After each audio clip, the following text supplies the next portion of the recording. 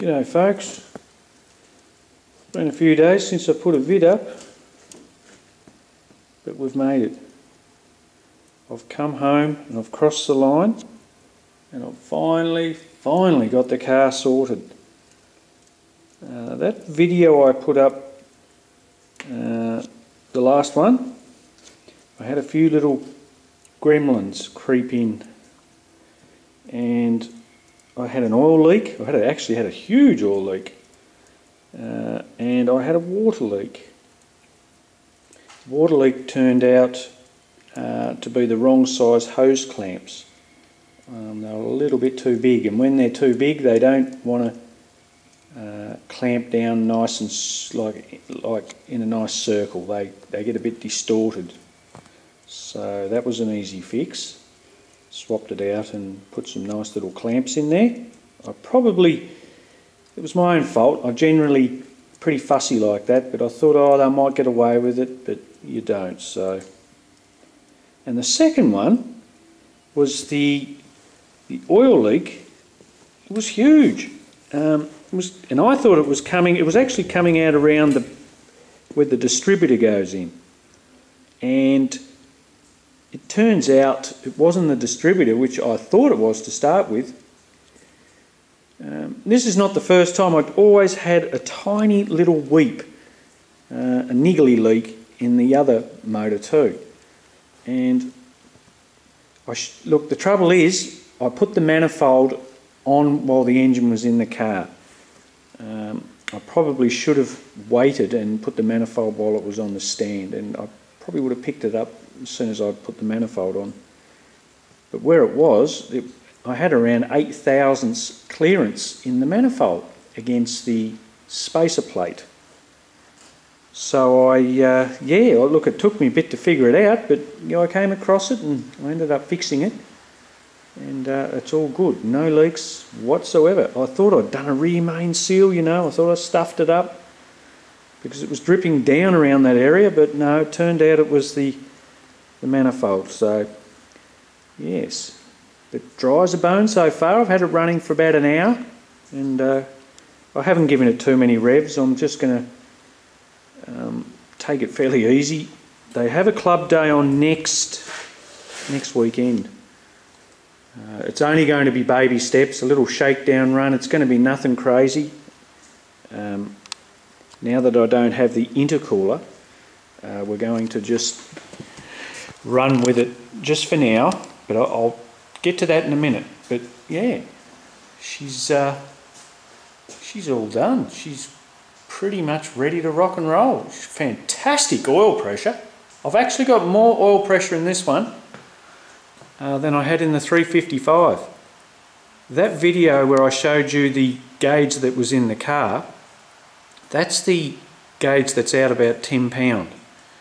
So it's up around nearly 50 pound idling. That's ridiculous. It's crazy. And it's shooting out to 70 pound just at about 2,500 revs. What I did, guys, I actually, on the pickup, I radiused the inlet hole. Put a radius around it, so because it actually had a sharp little edge, and I die grinded it all before I made that little pickup. Once I welded the top on and did my little trick there, so it's got a nice chance to grab oil straight into the pump, and it seems to be working a treat. It really does.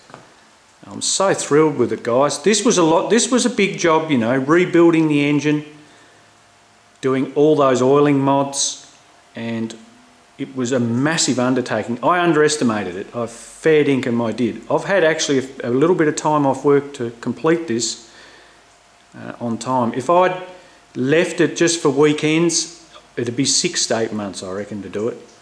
So it takes a lot of time and commitment, and to stay focused, chasing bits and running around. And you guys know, when you start modifying things in a fairly serious way, there's a lot of workmanship, testing, and it just goes on and on. But that's what I love about it, guys. I love it. Absolutely love it. There it is. That's the final look of it. It needs a polish, a bit of a tidy up, but it's generally pretty much done in there, and I'm very happy with it, to say the least. Very stoked. I'll show you this. This is for Rob. This is my chief long distance advisor. Rob will be happy to see this. There you go, Rob. You know what I mean. A little bit of oil in there actually too. Look at that. And I haven't even really given it much of a rev. So, gee, it pumps well. I'll do a little test, like I said there before in the other vid, guys. I'll show you how well those pumps do pump. So, yeah, she's a ripper. Now, this is the next thing, guys. I've actually gone ahead and just purchased it. It's the water methanol. Well, let's go back a bit. This, guys, I don't know what I was thinking at the time. I thought I could sort of come up with my own design, and I actually am still a big believer in that system.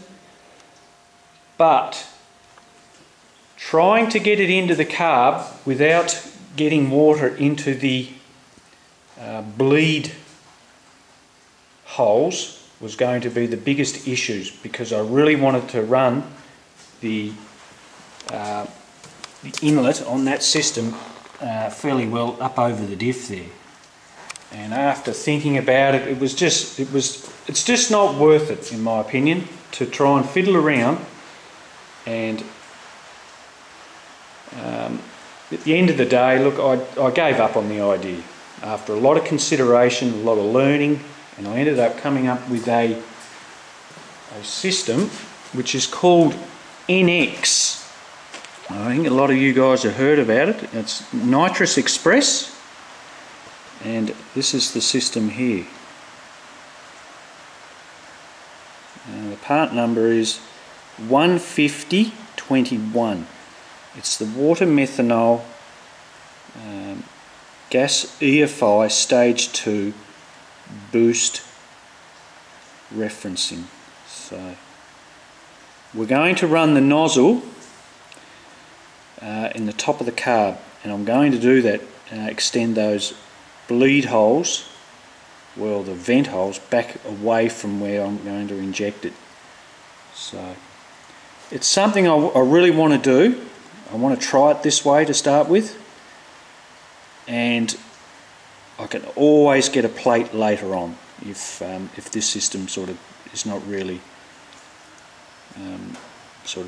because this was actually around $700, and the other kit to get it over was around $1,300 with the plate. So at the minute I'm really sort of struggling to just to pay for this system without having to go to the real expensive one, which would be perfect, but we'll try this first, but I reckon I can get it dialed in fairly well. So yes, that'll be turning up in a week or two, and we'll do a vid on it and talk about it, and we'll go from there, guys. Yes, so we're really just taking a little appreciation for myself anyway, because it's taken all my energy really just to stay true and focused on it, and to bring it all back to life in such a reasonably short time too, guys. I think it's just touching on 3 months. It's a pretty big turnaround, so I'm very stoked, to say the least. Like I keep saying, I just can't keep my eyes off it. I think it looks really nice. It's the best it's ever looked, to be honest. So we'll see how we go. I might, in the next day or two, I might put him on the ground, and we'll do a vid and see how she looks sitting on the ground, and with the front camber. That'll be quite interesting. And I'm going to attack this bonnet, so that's my next little job before I pop him back on. And yes, oh geez, I'm excited, but I'm really knackered at the same time, guys. You know, you just come to the end of it and you think, oh, you know, all that work that you put in, and you think, oh, I can't even be bothered driving it now. But when I do, it'll be just very easy. I'm just going to basically give it a shakedown run, because I've still got to learn about this transmission, guys. So it's not going to be a rip-roaring fast lap by any means. It'll be just testing it, going very steady, and because I've put a lot of work into it and I don't really want to hurt anything just at the minute until I get a lot of things sorted out. But that's what it's all about, guys. Learning, learning, learning. Alright, well I'll pop one up soon. I'll do one on the pump and that manifold port matching, and we'll go from there, guys. Catch you later.